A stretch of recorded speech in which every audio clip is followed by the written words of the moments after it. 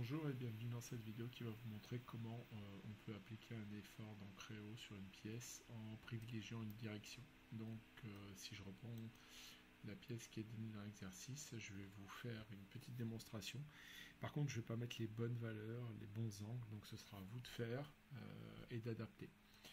Donc on nous montre dans l'exercice que cette pièce-là, il y a un pivot ici,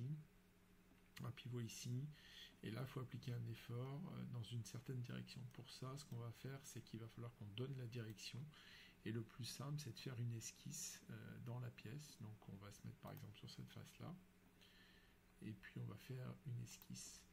Alors il n'a pas sélectionné, hop, on sélectionne la face, on esquisse, voilà. Alors ensuite, on regarde le sujet et on va faire une esquisse avec un certain angle par rapport à cette direction entre les deux axes. Donc là, je peux faire par exemple une ligne, voilà, et je vais aller prendre l'axe ici, le centre, voilà, et puis là, je peux prendre une direction, alors par exemple, je sais pas, ici, et puis là, je peux mettre une cote, vous voyez, entre ça et ça, et je peux mettre précisément la cote, par exemple 135, ce qui n'a rien à voir avec ce qui est demandé, mais sur le principe, il va falloir que vous adaptiez. Voilà, je valide.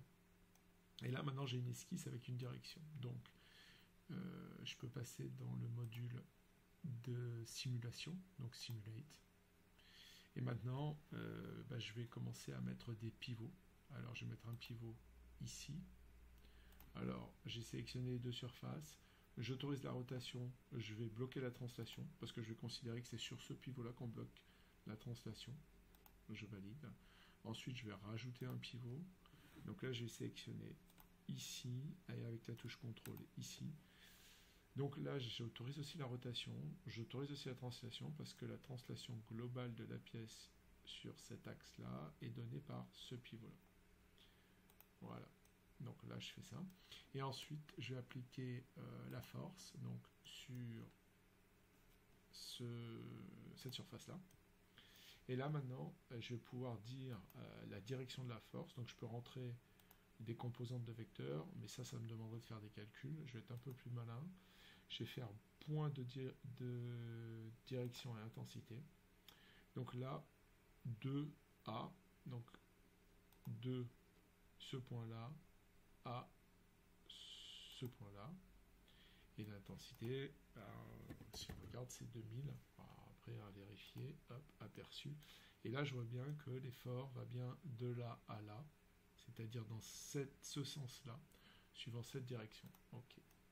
Et donc après, classiquement, je peux lancer une analyse, comme on a vu dans les autres tutos. Donc je valide, oui. L'analyse est assez rapide. Alors je suis allé peut-être un peu vite là. Je ferme. Voilà, terminé. Hop, je vais là, valider, afficher. Voilà. Et maintenant, c'est à vous d'analyser les résultats qui sont donnés.